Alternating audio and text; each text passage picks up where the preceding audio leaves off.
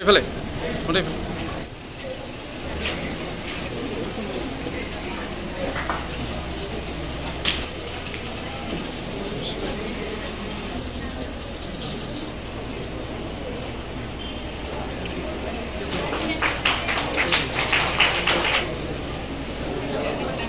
কেমিষ্ট্ৰিত 97 পাইছে। ভালকৈ কৰিব লাগিব হাইজেনিক কৰিব না।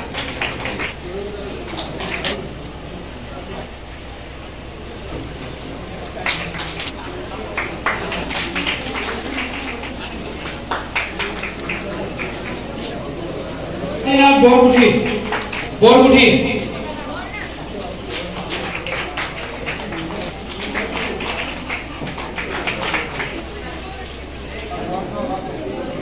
পূৰ্বশিক্ষাৰ পাছতে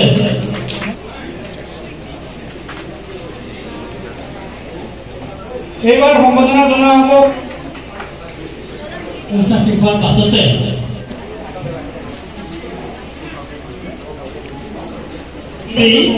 শাসাগাঁও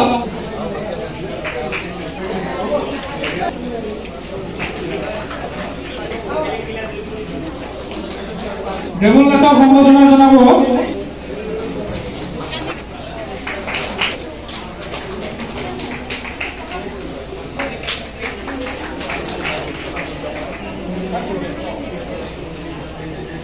বাবুলপুরা আমার বিশেষ অনুরোধ 2022 মেট্রিকতো আমার পর সম্বোধনা হয়েছিল, তো এবার 2024 হায়ার সেকেন্ডারি তো পাইছে, হ্যাঁ খুব ভালো কথা, ভালকে পড়িব।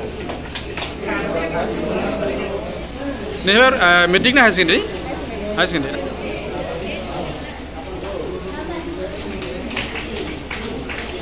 জয়িতা নাথৰ হৈ তেখেতৰ আইতা এনেকৈ সম্বৰ্ধনা ল'ব আহিছে।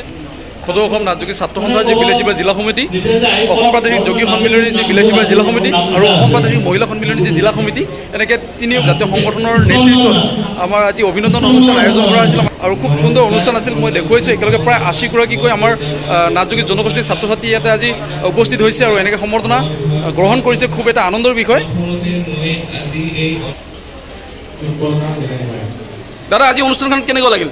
খুব সুন্দৰ হয় দাদা, ভাল লাগিল তো? কি ফূৰ্তি কৰিছিলোঁ না জ্যোতিৰূপাৰ সময়ত। তো কুষ্ণবেৰ মা, আচ্ছা ভালকৈ পঢ়িবি, কেয়াৰ ৰাখিবি।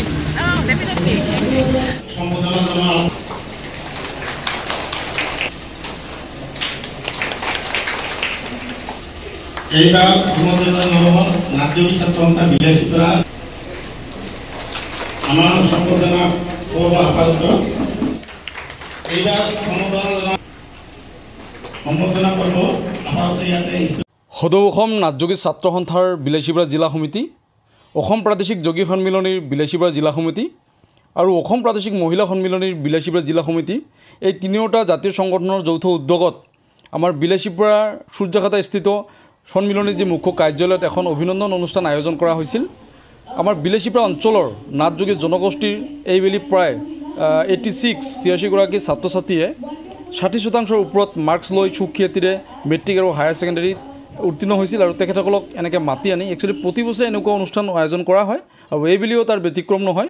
খুব এক সুন্দৰ অনুষ্ঠান আছিল আৰু বহু ব্যস্ততাৰ মাজতো আমাৰ মাজত আহি উপস্থিত হৈছিল সদৌ অসম নাটযোগী ছাত্ৰ সন্থাৰ সভাপতি ৰবীন্দ্ৰনাথ ডাঙৰীয়া আৰু বৰ্তমানৰ মাৰ্কেটিং বোৰ্ডৰ চেয়াৰমেন তথা প্ৰাক্তন বিধায়ক অশোক কুমাৰ সিংহী ডাঙৰীয়া, আমাৰ OBC বোৰ্ডৰ চেয়াৰমেন জয়ন্ত নাথ ডাঙৰীয়া, ৰমেশ ৰায়কে ধৰি KCEM মুকুল বৰুৱাকে ধৰি ৰীমা গোহাঁই, এনেকৈ অতিথিসকল উপস্থিত হৈ যি বহুমূলীয়া ভাষণ প্ৰদান কৰিলে।